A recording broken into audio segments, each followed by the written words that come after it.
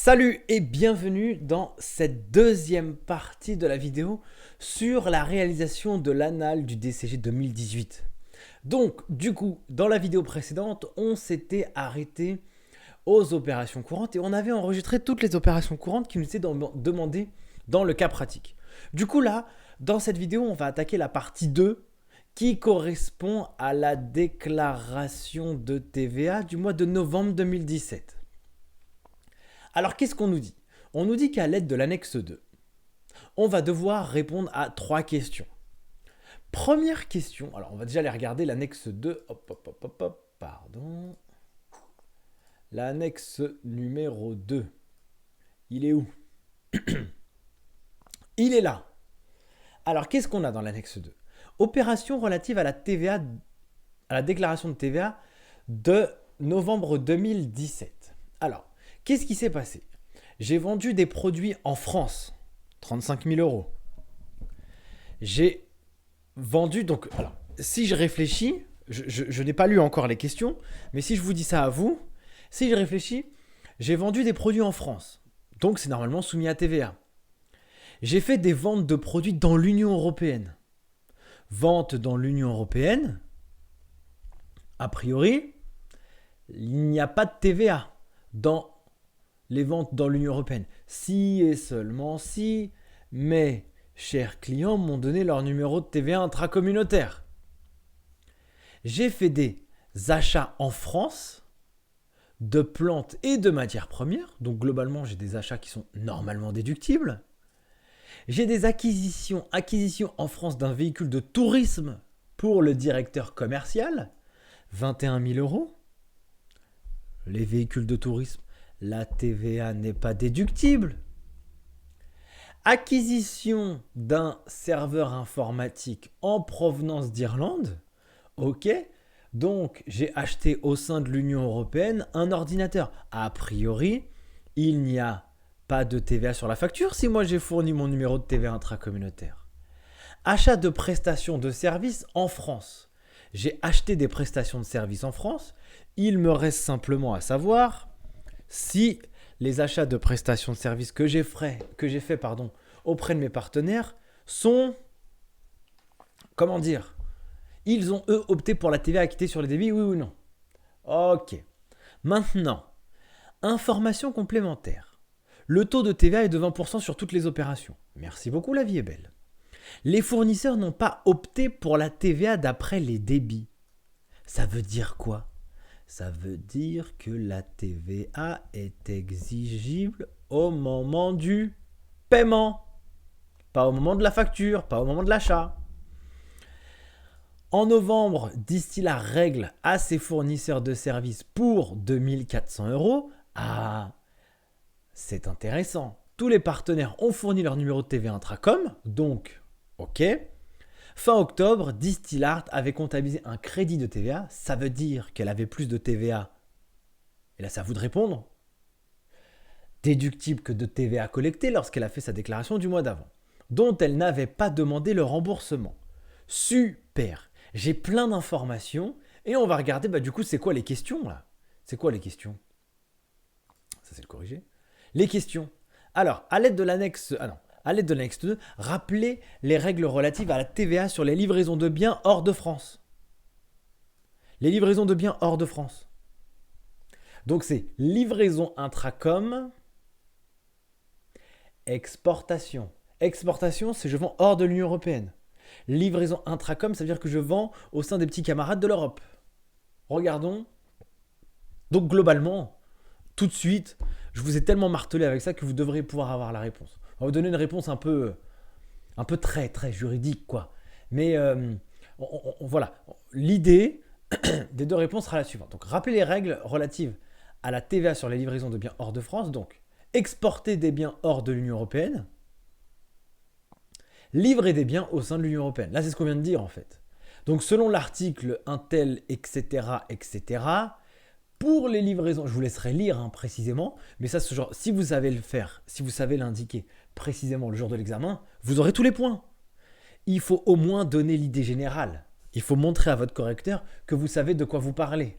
Ok?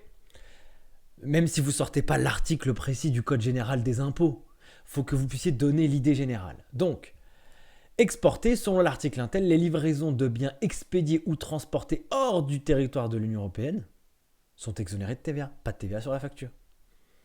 Livrer des biens au sein de l'Union européenne, je vous fais l'impasse, exonère de TVA. Donc, l'exonération, en gros, est identifiée à la TVA dans un autre État membre de l'Union européenne et à communiquer son numéro de TVA intracommunautaire aux Français. Donc, en gros, il faut pour qu'il puisse y avoir de la TVA, enfin, pour qu'il puisse y avoir une exonération de TVA sur les copains de l'Union européenne, il faut que la personne avec laquelle on bosse, elle a un numéro de TVA, elle est identifiée à la TVA, elle est identifiée, excusez-moi, à la TVA dans l'État membre de l'Union européenne. Évidemment, qu'elle ait un numéro de TVA intracom. Ok. Du coup, on va regarder maintenant le calcul. Calculer le montant de la TVA due ou le crédit de TVA due. Donc la TVA due, c'est ce que moi je dois, plus de TVA collectée que de TVA déductible, ou le crédit de TVA, plus de TVA déductible que de TVA collectée, du mois de novembre 2007, vous présenterez vos calculs dans le modèle de tableau suivant. Donc les opérations, vous justifiez ce que vous dites si c'est de la TVA due ou si c'est de la TVA déductible. En gros, est-ce que c'est de la TVA collectée ou de la TVA déductible? Alors, on y va, on attaque. Donc qu'est-ce qu'on avait? On avait ici vente de produits en France. C'est normalement assujetti à la TVA, ça. Donc, dans mon petit tableau ici, hop là, qui représente exactement ce qu'on a dit avant, là, opération, calcul justificatif, boum, vente de produits en France. 35 000 fois 20%. On nous dit 20% ici. Le taux de TVA est de 20% sur toutes les opérations. Bah, la vie est belle. C'est super. Donc déjà, 35 000 fois 20%, ça me fait 7 000 euros. Ensuite, qu'est-ce qu'on a? On a la vente de produits dans l'Union européenne. Étant donné que mes camarades, on a tous fourni notre numéro de TVA intracom, il n'y a pas de TVA sur la facture. Donc il n'y a pas de TVA sur les ventes intracom. Voilà. Vente de produits dans l'Union européenne, justif, pas de TVA. Justif, c'est si vous êtes au taquet, mais vous serez au taquet. Et du coup, au moins il faut dire, il n'y a pas de TVA sur les ventes hors de l'Union européenne. Dans l'Union européenne, si on a reçu notre numéro de TVA intracom et le petit camarade, il est identifié à la TVA dans son pays. Ok. Ensuite, qu'est-ce qu'on a? On a les achats de plantes et de matières. Alors là, finger in the nose. J'achète en France, normalement assujetti à la TVA, il y a de la TVA déductible, les amis.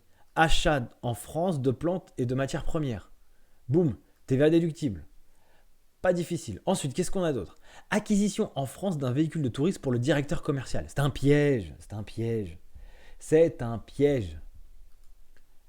La TVA n'est pas déductible sur les achats de véhicules de tourisme. La TVA n'est pas déductible. Donc j'achète et j'enregistre dans ma compta pour le montant TTC. Il n'y a pas de TVA. Il y a de la TVA sur la facture, mais je ne peux pas la déduire. Donc, je ne peux rien faire avec ça. Ensuite, acquisition d'un serveur informatique en provenance d'Irlande. Acquisition d'un serveur informatique en provenance d'Irlande. Il n'y a pas de TVA sur la facture, rappelez-vous. Mais lorsqu'on a vu les opérations sur la TVA sur achat à l'international, je ne reçois pas ma facture, enfin je reçois ma facture sans TVA, mais je dois faire de l'autoliquidation de TVA, les amis. Donc j'ai à la fois de la TVA due intracommunautaire et de la TVA déductible intracommunautaire. Ça n'a pas d'impact sur la TVA en termes de trésor. Mais voilà, je dois faire le principe d'autoliquidation. Et je fais l'autoliquidation sur le montant de l'achat que j'ai réalisé. Ensuite, achat de prestations de services en France. Donc sur le mois, j'ai fait de l'achat de prestations de services pour 3 900 euros. La vie est belle. On s'en fout un peu en fait. Pourquoi? Parce qu'on nous dit que les fournisseurs de services n'ont pas opté pour la TVA d'après les débits. Ça veut dire que la TVA est sur encaissement. Et si la TVA est sur encaissement, eh bien la TVA est exigée au moment du paiement. Donc du coup, ok, j'ai l'achat de TVA, pas de problème, j'ai de la TVA sur encaissement, mais celle-là sera exigible qu'au moment où au moment où je vais payer mes fournisseurs, pardon. Donc du coup, dans ce cas de figure, là, je n'ai rien à faire ici. Hop, je n'ai rien à faire. J'ai pas de TVA due, pas de TVA déductible. Si j'ai de la TVA, mais pas pour ma déclaration de TVA, c'est pas pour calculer ma TVA du mois. Donc du coup, là, j'ai plus rien. Sauf que qu'est-ce qu'on nous dit ici? En novembre, Distillart a réglé à ses fournisseurs de services pour 2400 euros. On a réglé 2400 euros. Génial. Donc du coup, la TVA sur ce règlement à ses fournisseurs est exigible. Donc je dois la prendre en compte pour calculer ma TVA du mois. Hop. Donc pour refaire mon calcul, je dois prendre hop, mon montant que j'ai payé. Pour le remettre en hors taxe, je fais 1, divisé par le taux de TVA fois le taux de TVA. Ça me fait 400. Donc j'ai de la TVA déductible qui est vraiment exigible, mes amis. Et puis évidemment, on nous disait un autre truc. Fin octobre, Distillart avait comptabilisé un crédit de TVA de 1500 euros dont elle n'avait pas demandé le remboursement. Si elle n'aurait pas eu de crédit de TVA, si elle aurait eu un crédit de TVA le mois dernier et qu'elle aurait obtenu le remboursement, elle n'aurait rien à faire dans notre déclaration de TVA. Hein. Elle ne s'imputerait pas finalement sur la TVA collectée. Si le mois dernier j'avais une TVA due, ça veut dire que je devais de la TVA, je n'aurais rien ici. Mais là, le mois dernier, j'ai un crédit de TVA. Donc je vais le constater dans ma TVA du mois parce que je n'ai pas demandé le remboursement. Donc ce que je vais faire, c'est que là j'ai tout, vraisemblablement j'ai tout pris. Hein. J'ai tout pris, toutes les informations, je les ai utilisées là. Hop, j'ai tout utilisé. Ok? Donc, je fais mon total de ma TVA due, total de la TVA déductible, le total de la TVA collectée, pardon, le total de la TVA déductible et la différence entre les deux me donne une TVA à décaisser. J'ai plus de TVA déductible j'ai plus de TVA collectée que de TVA déductible. Plus de TVA collectée que de TVA déductible, les amis. Voilà pour le calcul de la TVA. Et là, vous êtes bon en fait. C'est pas difficile. Toutes ces informations, elles sont dans le cours. Tout. Vous devez pouvoir retrouver tout ça facilement en très très peu de révision. Passons l'enregistrement de la facture, de l'écriture comptable. Alors, voilà ce qu'on va faire. Je vais faire ça. Je vais vous mettre l'écriture comptable au tableau. Hop, comme ça, on va analyser les deux sujets en même temps. Comment je pourrais faire? Ah zut, qu'est-ce que j'ai fait? Alors attendez, hein. Excusez-moi les amis, on est en live direct. Je ne savais pas que j'allais faire ça. Nouvel onglet, peut-être. Non. Bon, tant pis. Alors, voilà ce que j'ai. Ici. Donc ici, j'ai mes informations. Donc je dois constater toute la TVA que j'ai déclarée. First one, j'ai constaté de la TVA collectée. Le compte de TVA collectée, ça s'enregistre dans quel code comptable? En fait, tout ce que je déclare dans ma compta, tout ce que je déclare dans ma déclaration de TVA, tous les codes comptables que j'ai utilisés en lien avec ce que je déclare doivent être contrepassés. Ça veut dire quoi? Ça veut dire que lorsque j'enregistre une écriture fournisseur, d'achat fournisseur, de vente, lorsque j'enregistre, excusez-moi, une vente, j'ai de la TVA collectée sur ma vente. Ok? Et la tête de l'écriture, c'est quoi? C'est 411, 701, 44, 57. Donc, j'ai débit, crédit. Ici, j'ai, si comme je prends l'exemple de nous là, c'est bien. Donc, j'ai une TVA. Alors, j'ai 7500. Non, j'ai 35 000. J'ai 7000. C'est bien ça que je ne me trompe pas. Ok. 35 000, 7000. Et mon client me doit le TTC, donc le hors-taxe et la TVA. Ce qui me donne 42 000. Voilà l'enregistrement de l'écriture comptable.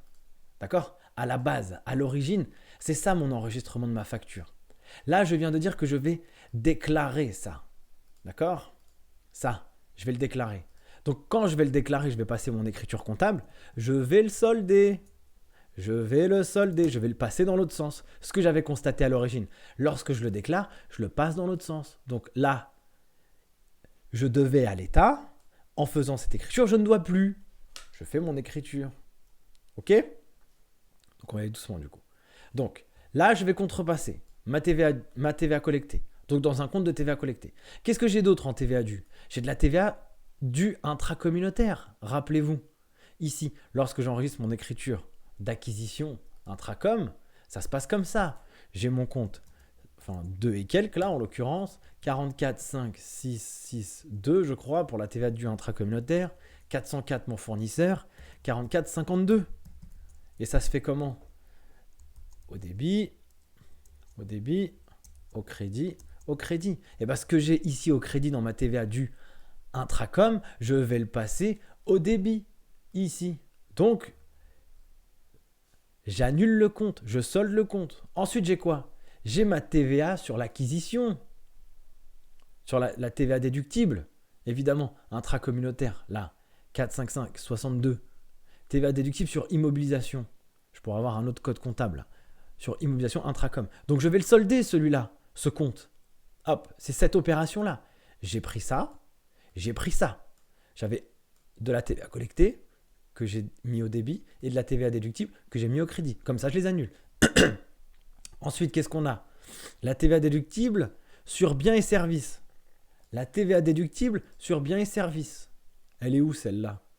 C'est mes achats en France, TVA déductible, plus les règlements que j'ai faits à mes fournisseurs. Mes achats en France, normal, plus les règlements que j'ai faits aux fournisseurs. Ceux, la TVA, hein, je parle bien, ceux qui n'ont pas opté pour la TVA sur le débit, qui sont sur encaissement, et ben, c'était de la TVA déductible, c'était au débit. Et ben, pour l'annuler, pour déclarer ça, je passe au crédit. Je vais solder mon compte de TVA, crédit de TVA à reporter, ici. Je le constate. Normalement, l'argent que l'État me doit, ça va où? Ça va à l'actif. Pour le déduire, pour l'annuler, je vais le passer au crédit. Je vais solder mon compte. Hop, 1500. Et à la fin, finalement, la différence entre tout ce que j'ai déclaré me donnera ma TVA décaissée, ce qui est le reflet de mon calcul d'avant. Et voilà comment j'ai enregistré mon écriture de TVA. Ni plus, ni moins que ça. Voilà pour ce cas. On va continuer l'autre partie du cas, l'autre partie du dossier sur le DCG UE9 de l'annale 2018. Je vous souhaite une très belle révision. Revoyez cette vidéo, c'est important. Vous voyez qu'en fait, ce cas, il est juste ultra facile. Alors franchement, il est trop facile. Trop facile. Dans la formation, ça, en examen, vous avez tous les points. Obligatoire. Vous ne pouvez pas venir me voir et me dire « Ah non, je n'ai pas réussi. » Non. Vous avez les points, mes chers amis, si vous passez les examens. Et vous, qui bossez en entreprise, sachez que tout ça, c'est des choses que vous allez rencontrer. Tous ces cas de figure, franchement, vous rencontrez ça régulièrement. Voilà. Merci beaucoup pour cette vidéo. À très vite pour la prochaine. Ciao!